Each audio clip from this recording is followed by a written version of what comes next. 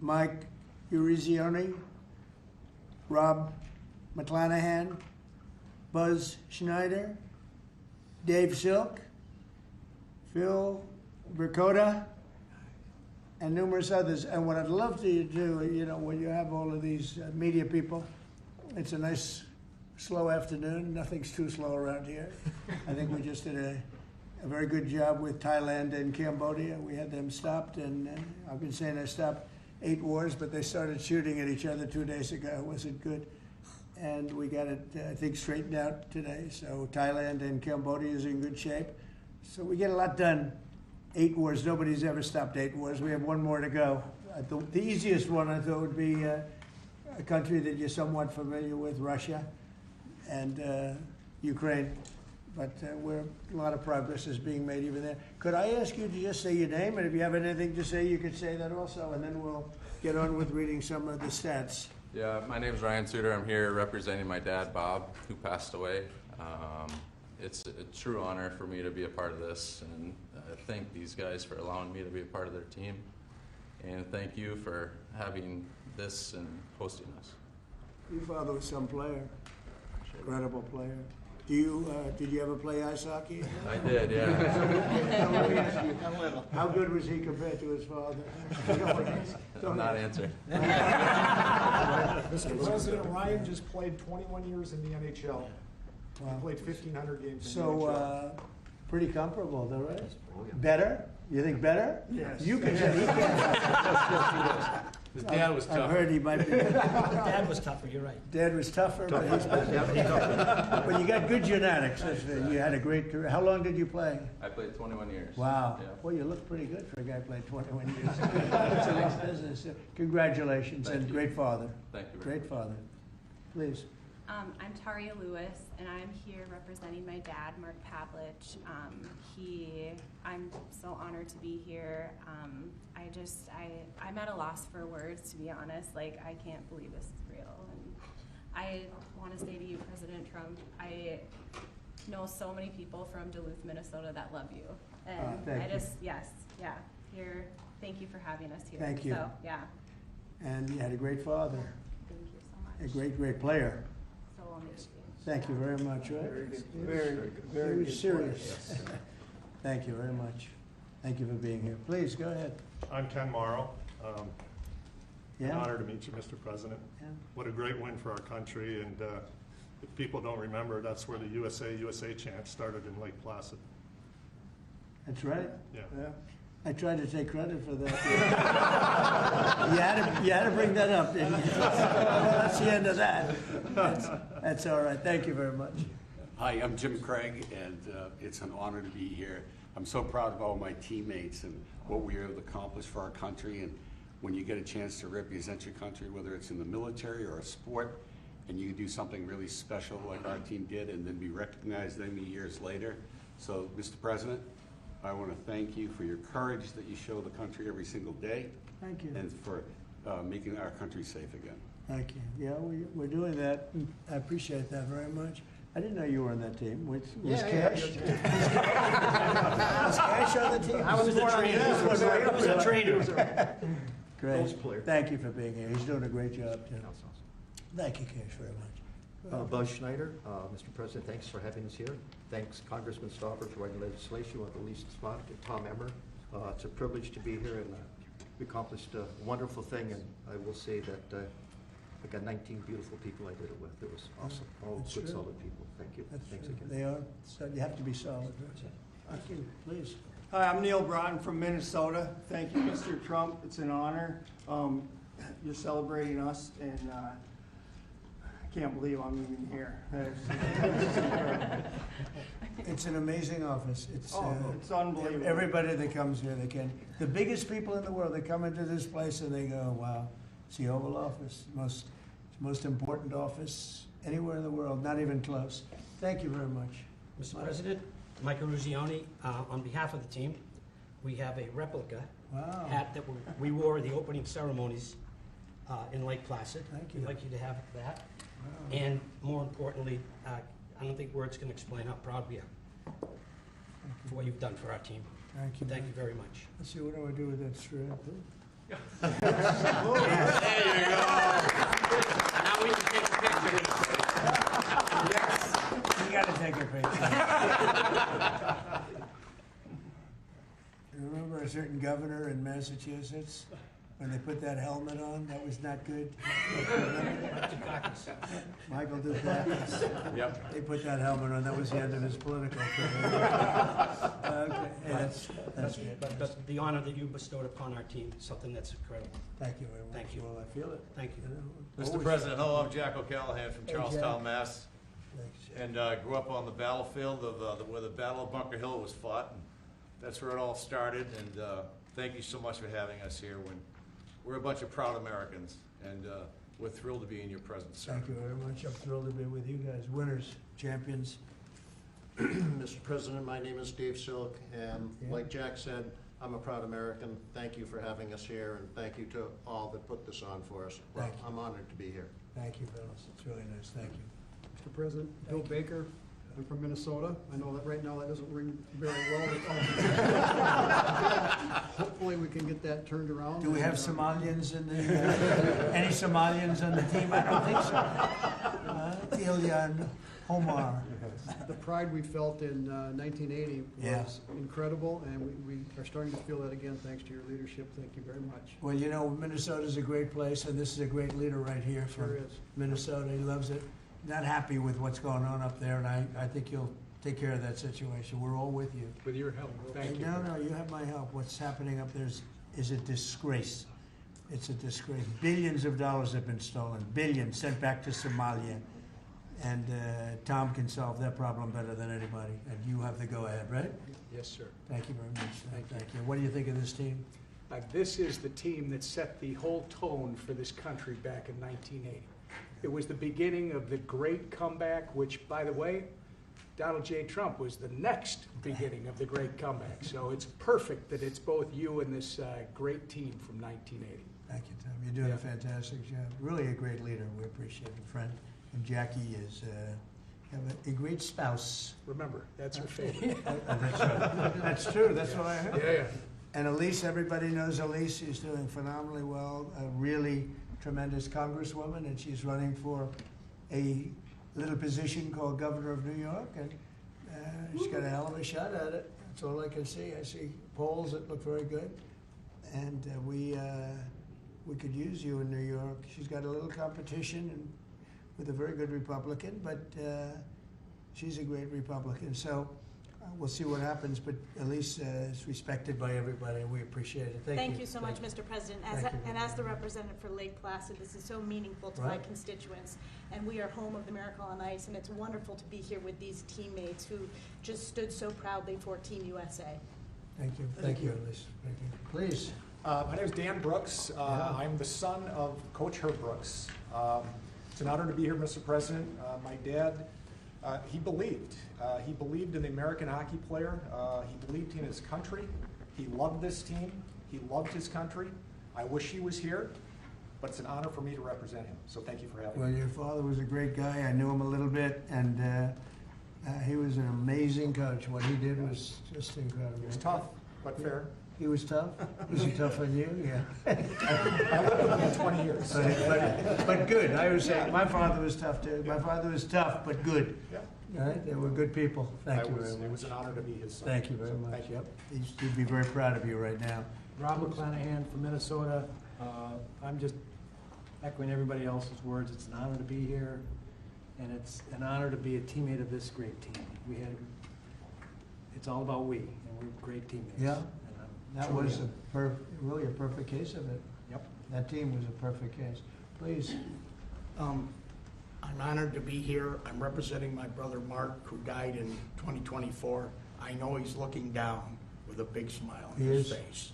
Great He player. is. Yeah, and I'm sure I am honored, and I know he would be too. Thank you very much. Thank you.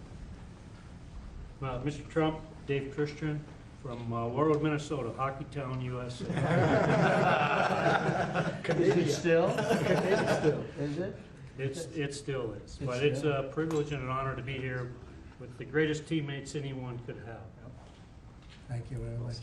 Great honor. Great job.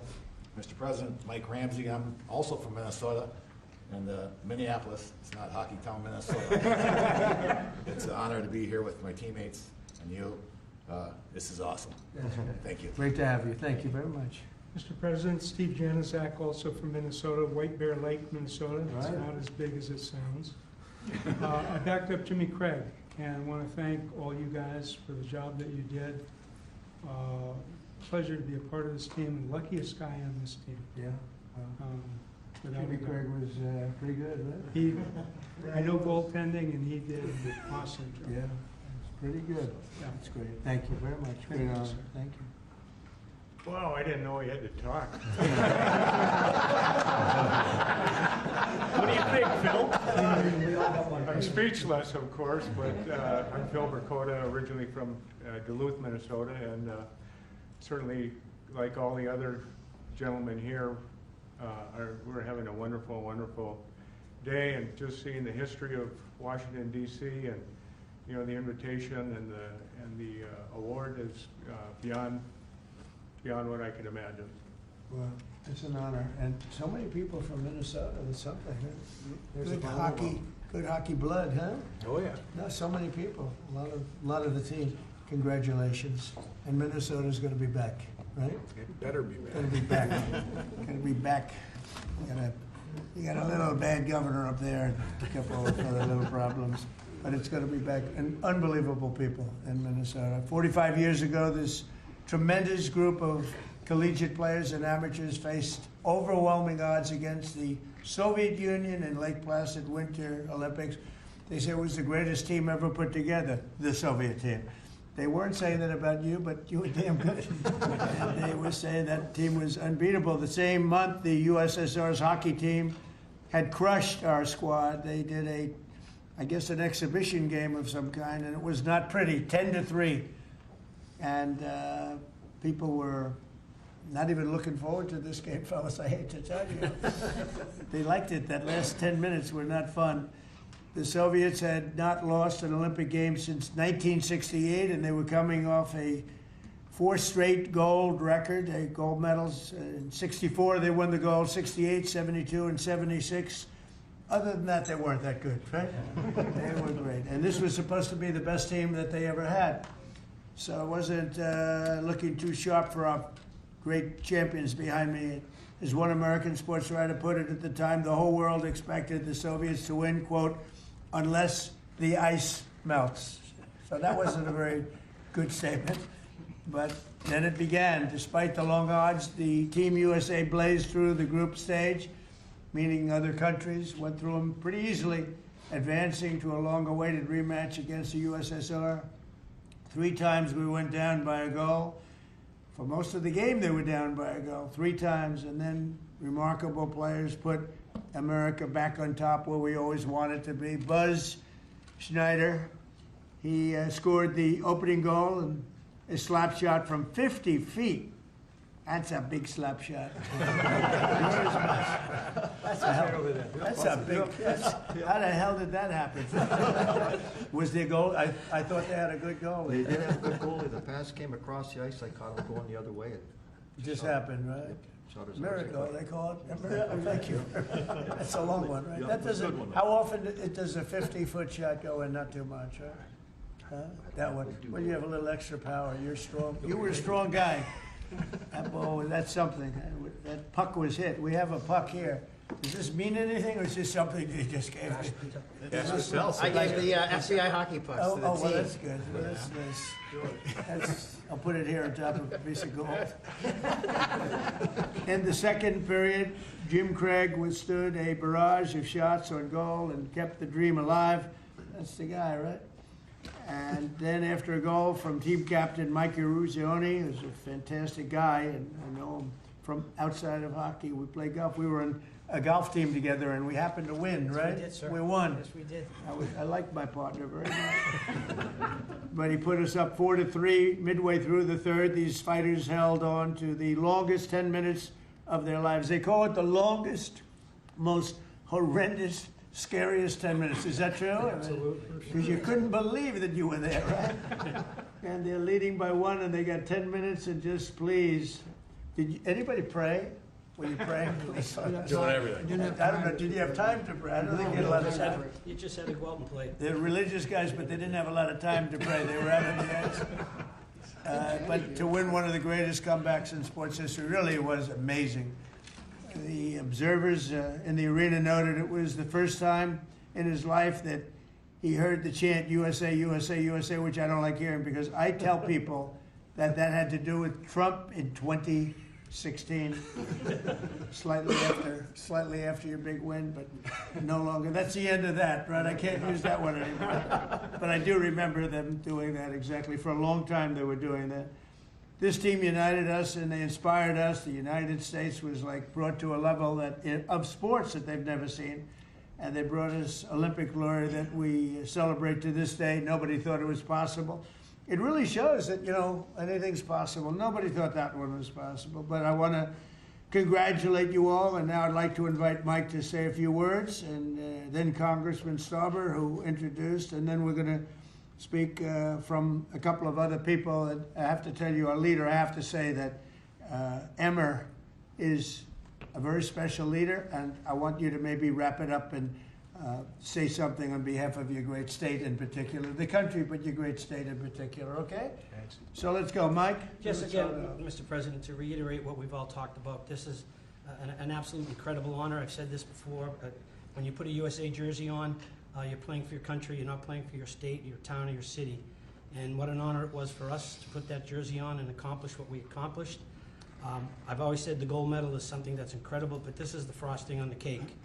To receive an award like this, an honor like this, maybe this is it, guys. I don't think there's anything else we can get. There's nothing else. This is just incredible. There's nothing else. No, this is it, and thank you for making this happen. Great, thank you, Mike. Thank you. Pete? Yeah, right. Mr. President, thank you for signing this piece of legislation. I first want to say, on behalf of Congress, I want to thank Lee Stefanik and Tom Emmer for being co-sponsors of this piece of legislation. I also want to thank my staff. Ali Esau in my office did a tremendous job getting this, to be able to pass the House and the Senate. I want to thank my staff. And Mr. President, it was 45 years ago, Friday, February 22nd, 1980, that the game of hockey changed. It was a 5 p.m. game. It was tape delayed. Those of us that were hockey players back then, this was a game changer. We couldn't find that USA jersey anywhere. It was sold out wherever it was. And so I'm very proud to have led this, and I would be remiss if I didn't introduce my younger brother, Rob, who was he was a gold medal coach for the 2018 Women's Olympic gold medal team in Pyeongchang, and Robbie's right over there. Hi, Rob. Nice seeing you. So, Mr. President, I will just say that I'm in awe of these hockey heroes, and as we move forward, they changed the game of hockey. It was a powerful, dominant performance that this country needed. They beat the powerhouse Soviets, and as you know, you're continuing to do that today, and this was a great start of it. And for me, I'm very just privileged and proud to stand with these Olympic heroes that literally changed a nation and gave us the strength that we needed at the time our nation needed it. And to know these men here, they're humble, the humility is through the roof. And I just want to thank you for signing this. This means a lot to me personally, but it means more to the team. When I talked to him this afternoon, as Mike just said, it's the cherry on top of what they did for this country. And thank you for signing it, and I appreciate it. Well, we love it, and he was a really great hockey player too. So let me ask you a question: was your brother in this category of hockey player, or slightly less? You want to answer that? See, he was smart. He was better than that. He was better than me. Robbie was a goaltender in the National Hockey League as well. So wow, that's pretty good. He was Boy, much better than me. That's a lot of good genetics in this whole thing. But you were a hell of a player too. Thank you, Mr. President. Thank you, Pete. So we're gonna one more. Mr. President, we would like to do one more thing. Oh, sure. Take a photo with our hats off. Yes. Okay, let's go. Fix my hair. Guys from Minnesota are used to wearing hats. Okay? Straighten it out. Take a good one. You have Dan? Let's go, Dan. Get with it. Get with it, Dan. Oh, there we go. Good photographers. You got a little off guard.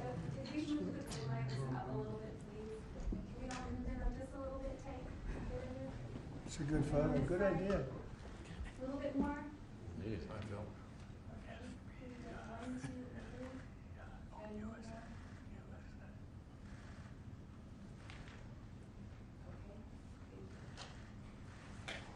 So we're going to finish up with Tom Emmer, and he's been just a fantastic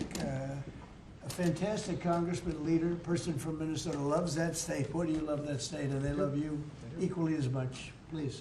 Thank you, Mr. President. First, I got to thank Pete Stauber as he's talking about humility.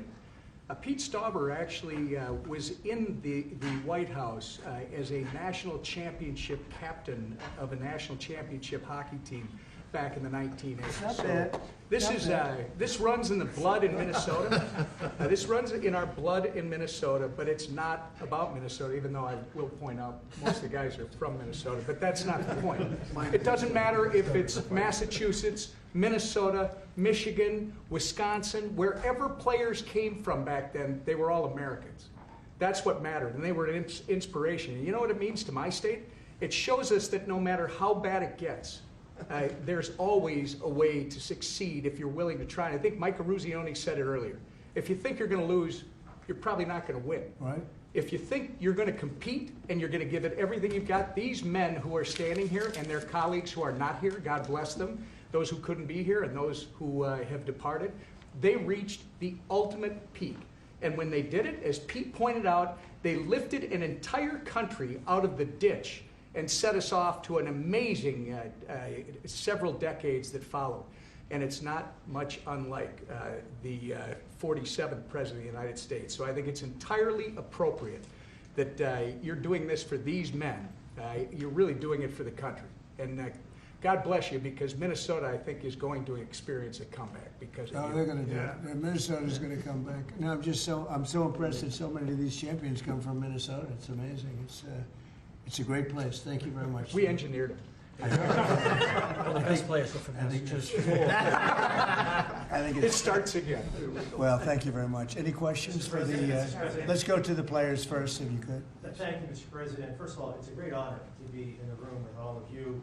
I remember this game, and it had a huge impact on me. You're heroes of mine, and it's really an honor to be in this room. Mike Ruzioni, I have to ask you a question. What did it mean? I realize it was the semifinal game, but what did it mean to you at the time to beat the Soviets, to beat the Soviet Union? Well, at the time, it gave us an opportunity to play for a gold medal. People always talk about the Soviet game, and I know how important the Soviet game was from a political standpoint. We didn't know it at the time, we knew it after. But if we don't beat Finland, we're not having this conversation today. We're not here. As great as the Soviet victory was, and it was an incredible victory, but if we lose to Finland, it would have been, God, if you only could have beat Finland. What was the score? 4-2. We were losing 2-1 going into the third period. That would have been a downer. So can you imagine? We're not having this conversation. That would not have You are not inviting us to the White House. We are not receiving this honor if we don't beat Finland. So I think it speaks volumes of the team and the team that I played on to come back after such a great victory. We were ready to play Finland on Sunday. And I think, again, that's a tribute to the team and the type of players that we had. So years later, 45 years later, we realize how important that victory was against the Soviets. But I think a lot of us take great pride in knowing that we closed the deal by beating Finland. If you didn't win that final game, we're not here. Nobody would. We wouldn't have played. You golf. wouldn't be here. We I would would've not been have invited you. I would have said, "You got to be kidding." Yeah, what happened to Finland? Mike could be driving Uber.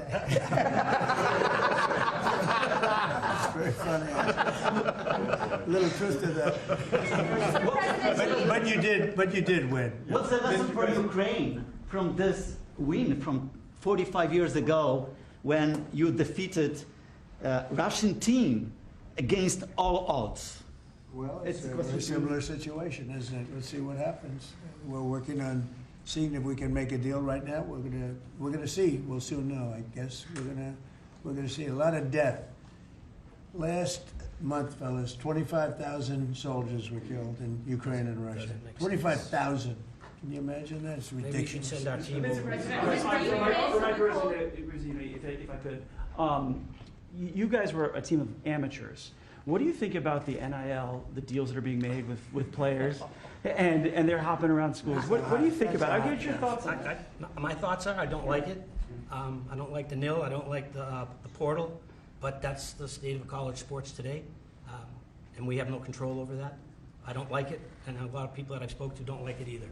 But we have no say in it. Well, I think we maybe do have a say. I think that it's a disaster for college sports. I think it's a disaster for the Olympics because, you know, we're losing a lot of teams. The colleges are cutting a lot of their, they would call them sort of the lesser sports, and they're losing them like at numbers nobody can believe. And they were really training grounds, beautiful training grounds, hard-working, wonderful young people. They were training grounds for the Olympics. And a lot of these sports that were training so well would win gold medals because of it. Those sports don't exist because they're putting all their money into football. And, by the way, they're putting too much money into football because colleges don't make, even the most successful universities don't make that much money. And you can't pay a quarterback $14 million to come out of high school. They don't even know he's going to be a very good player. I mean, they've tried a couple of times. $14 and $12 million. And a couple of deals like that, and the most successful colleges are losing money. And I think the NIL is a disaster for sports. It's horrible for the Olympics. And I think it's actually horrible for the players. And you're losing all of these great sports. They're not college football. Even basketball is being affected. Basketball second. But even basketball is being affected. They're putting all of their money in, and I know something about it. They will not be able to stop. You're going to have a college president. I'm telling you, sir, we give a guard $7 million. We're going to win the national championship, and they'll give them $7 and they won't win it. And even if they do win it, colleges cannot afford to be paying the kind of salaries that you're hearing about. And frankly, if you didn't have a very strong salary cap in sports, and even then, in professional sports, they'd all be out of business, everyone. You're going to have these colleges wipe themselves out. And something ought to be done, and I'm willing to put the federal government behind it. But if it's not done fast, you're going to wipe out colleges. They're going to get wiped out, including ones that do well in football. They can't pay $12 million, $14 million, $10 million, $6 million for players. They won't be able to stop. There'll always be that one player. If they only have that player, they're going to win the national championship. And they'll have 100 colleges thinking the same thing. Colleges cannot afford to play this game. And it's a very bad thing that's happening. Mr. President, you talked about the Soviet Union, and I also want to ask about another country that you're targeting, which of course is Venezuela. Do you intend on seizing more oil assets from Venezuela and other takers? I wouldn't tell you that. I mean, it wouldn't be very smart for me to tell you that. You know, we're supposed to be a little bit secretive. You're a very big-time reporter, and I don't think I want to tell a big-time reporter or a small-time reporter that. But we are knocking out drugs at levels that nobody's ever seen before. We knocked out 96% of the drugs coming in by water, and nobody can figure out who the 4%. I wouldn't want to be the 4% either, but 96% of the drugs coming in by water. Every one of those boats you see get shot down, you just saved 25,000 American lives. But we knocked out 96% of the drugs coming in by water. And now we're starting by land, and by land is a lot easier. And that's going to start happening. And we're not going to have people destroying our youth, destroying our families. Forget about youth, everybody. You ever see a family with the fentanyl or cocaine? Colombia has at least 3 cocaine factories. That's a different country. We're not happy about it, but we're stopping it. And we've stopped it now on water. You don't even find boats on water. You don't even see fishing boats on water. You want to go fishing in that area? Does anybody want to go fishing in that area? So I just want to say this. We have now a strong border. A year and a half ago, we had millions of people pouring through. Now we have nobody coming in through our border. And we have a strong country. We have a country that's respected. Again, we're going to keep it that way. And we're not going to let people kill 300,000 people a year with drugs. Mr. President, can I also ask you one more follow-up question, Yeah, Mr. please. President? The fraud that you've been pointing out, talking about in Minnesota specifically, there have been some reports resurfacing and circulating, even by your own administration, alleging Ilhan Omar's marriage to her brother. And this would be a fraudulent situation if there, in fact, is found to be fraud. In a situation like that, would you like to see her denaturalized or others who have similarly committed Well, fraud I in think she's Minnesota? very bad for our country. All she does is complain, complain, complain. She comes out of a country where they have no government, they have no military, they have no police, they got no nothing. They don't have a country, and they run around killing each other. And then she comes over here. She tells the United States of America how it should be run. We don't want to hear from her. I don't want to hear from her. I don't want to speak for Emmer, but I don't think Emmer particularly wants to hear. But don't say it because I don't want to get you in trouble, okay? Just be nice and easy, all right? I'll do it for you, but that part I'll do. But I just want to say that there's nothing worse than a person that comes in and does nothing but bitch and comes from a place where she shouldn't be telling us what to do. She shouldn't be telling us, and everybody agrees with me. And what's happening in Minnesota with Somalia, where billions of dollars is being stolen, right, like candy from a baby, we're not going to let that go on. And it's too great a state to have that happening. And guys like Tom Emmer and others, Pete Stauber, guys like them, they're going to stop it. And they're going to be given the authority to stop it. Because this country's not going to put up with it anymore. On Venezuela, you talked about land strikes happening soon. Is there anything at this point that can prevent that? And is the objective, if you make that decision, well, I don't want to say that, but it's not Maduro only from land power? strikes on Venezuela. It's land strikes on horrible people that are bringing in drugs and killing our people. You know, if we were in a war and we lost 300,000 people in a year, because that's what the real number is. It's not 100. You know, you keep hearing 100. And it's a lot worse than that because the families are devastated when they lose their child. If we were in a war and we lost 200,000 or 300,000, but I think it's more than 300,000, and that's a war that's like a war that would be unparalleled. Nobody's ever seen anything like that, and that's what's happening. So it doesn't necessarily have to be in Venezuela. It's people that are bringing in drugs to our country are targets. Mr. President, at the end of this year, those extended Obamacare subsidies expire. What's your message to those 24 million Americans who will see their insurance premiums go up? Don't make it sound so bad because, you know, obviously you're a, you know, a sycophant for Democrats. You're obviously a provider of bad news for Republicans. Let me just say something. The Republicans, I think I can speak for Tom and most other people. I think what most Republicans want to see is what I want to see. And I leave it to them, and hopefully they're going to put great legislation on this desk right here. We want to see all of the money that's been squandered and given to insurance companies because Obamacare is horrible health insurance. It's far too expensive, and it always has been. But what it really is a way of making insurance companies rich. We want the money not to be paid at all to insurance companies. You know, insurance companies have gone up 1,700% over a short, meaning the stock. 1,700% over a short period of time, and they've taken in hundreds of billions and even trillions of dollars. And we want the money to go to the people. They'll go in the form of a insurance account, healthcare account, or any other form that we can create. We have a lot of different forms. We want to give the money to the people and let the people buy their own great healthcare, and they'll save a lot of money. And it'll be great. Now, the problem we have is that the Republicans are not at all controlled by the insurance companies. But you know who is? The Democrats.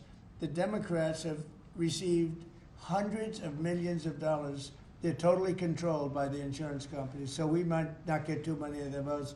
But I actually think we'd get some Democrat votes. So I don't know how you feel about it, Tom, but everybody wants to see this happen. Everybody. I put it out, and all of a sudden, we've taken over in a positive way. The Republicans have taken over health care in a positive way. I want to see the billions of dollars go to the people, not to the insurance companies. And I want to see the people go out and buy themselves great health care. Much better health care at very little cost. That's what I want, and it's so simple. Mr. President, thank you. A follow-up on that. Many congressional Republicans have said they won't vote for an Obamacare extension deal if it includes funding for abortion. Would you assure those Republicans that you will not propose? Well, we're going to look into it. We're going to look into a lot of things. That's one of many factors. But what we do want to see is we want to see the money go to the people, not to the insurance. Mr. President, No, wait. You have to be nice and easy. Nice and easy. She's very aggressive. Okay, please. Thanks, Mr. President.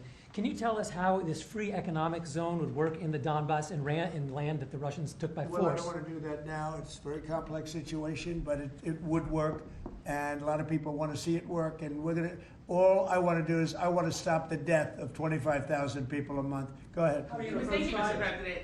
There were new Epstein photos released today showing you and also Bill Clinton, Steve Bannon. What were your reaction to those new photos that were released Well, today? I haven't seen it, but I mean, everybody knew this man. He was all over Palm Beach. He has photos with everybody. I mean, almost, there are hundreds and hundreds of people that have photos with him. So that's no big deal. I know nothing about it. How big a role do you want to personally play in the decision by the Fed on interest rates?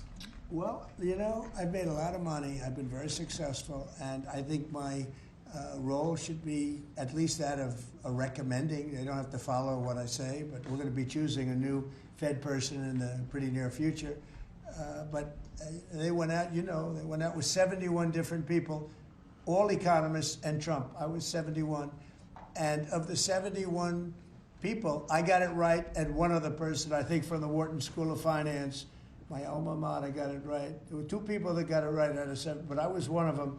So I think I certainly should have a role in talking to whoever the head of the Fed is, or the Fed. I don't think, in the old days that used to happen. Nowadays it's sort of, they think it shouldn't happen. But I've done great. I've made a lot of money. I've been very successful. I think my voice should be heard. But I'm not going to make the decision based on that. I'll be making a decision over the next few weeks. Thank you all very much. Thank you, Brett. Let's go. Thank you. Thank you, press. Let's go. Head out. Thank you. If you join. Thank you, press. Thank you, press. Thank you, press. Thank you, press. Thank you.